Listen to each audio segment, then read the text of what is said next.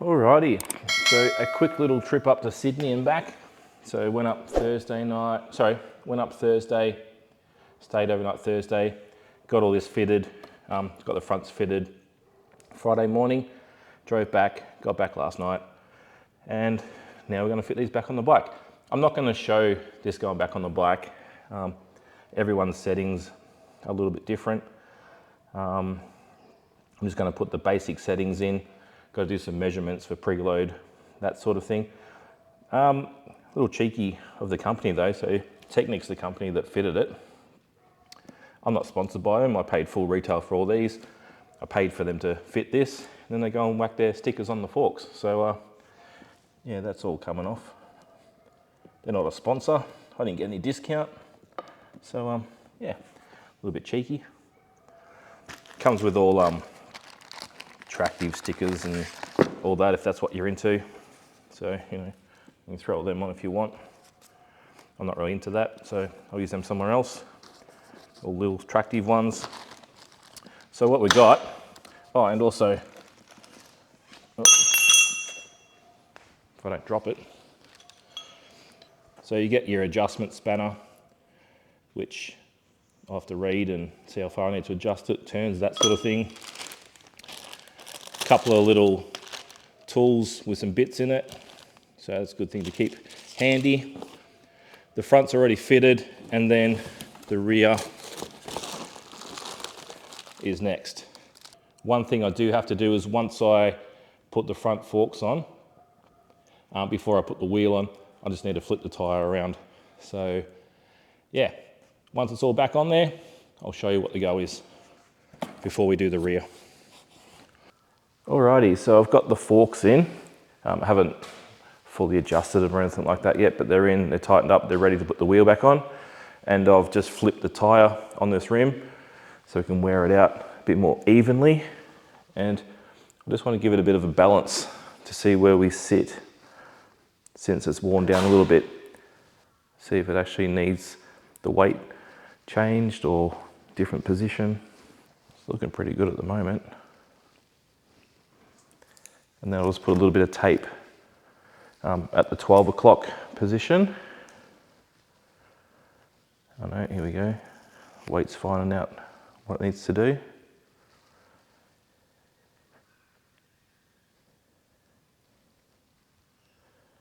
I've still got the weight on there at the moment that it had, so I'll do this a few times once it decides to stop. Now ideally, I want that blue mark to be in a different spot next time it stops. And if it's in a different spot a few times, then the wheel's balanced enough. If it keeps coming back to the same spot, then all the weight's at the bottom. And then I'll have to take the weight off and then do this a few more times, find out where that is, and then we start adjusting the weight.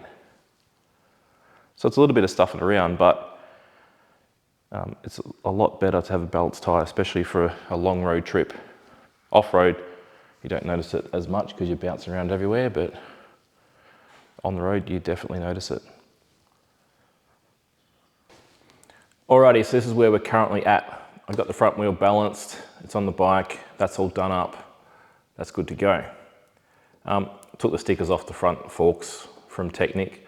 Thought it was a little bit cheeky of them just putting it on there, you know. They're not a sponsor. I had to pay to get that done. They didn't do it for free, so they're not getting free advertisement. But yeah, a little bit cheeky. I haven't adjusted any of the settings yet. It should be set to the weight that I input when I ordered the springs. That's all good to go. I made sure of that. That was all checked before they put it in or put the cartridges in the forks. So really I just have to play with the preload and the rebound and compression.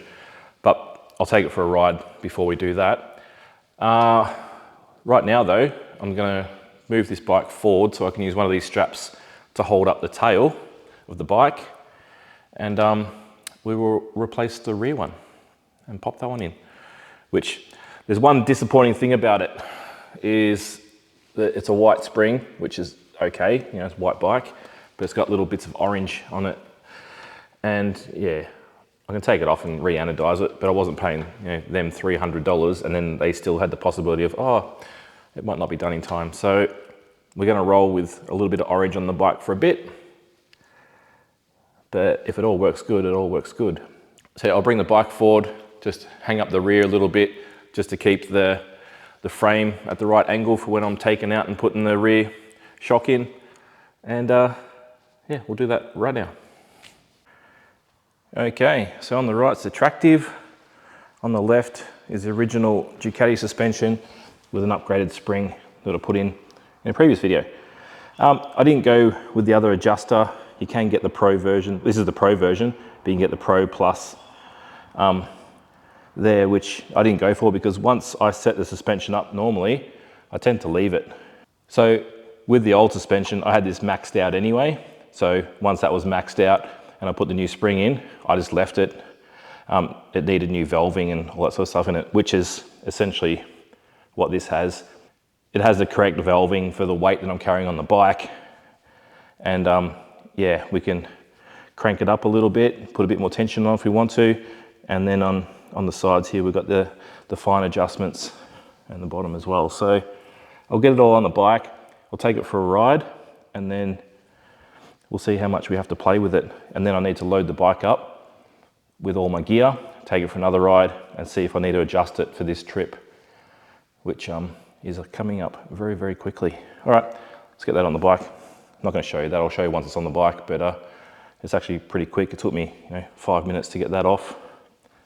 And then, yeah, it's quick to actually put it all back on. So that's pretty much the only orange you can see. It's just here. Taking this out and then moving out of the way, you can get to the adjusters a lot easier, which I'll have to do once I load it up and work out what we're doing with it. So yeah, it's pretty much the only orange you can see there.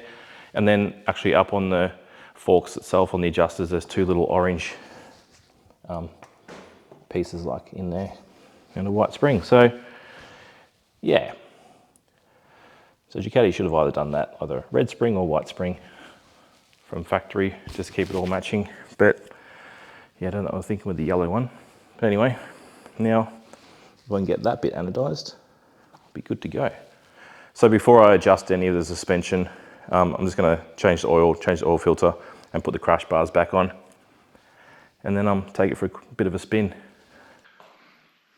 So this is where you probably expect me to be on the bike and showing you all the suspension, going through some trails and that sort of thing, but I can't.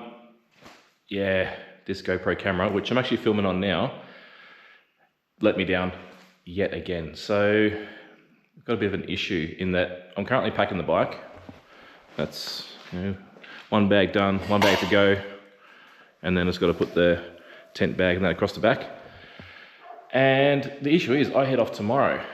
Now, what I filmed when I was testing the suspension, the file's fully corrupted. You can see some video, the audio is not there, so I'm not sure what's going on. I'm going to check it again with this video. If you can see this video, obviously the camera's working.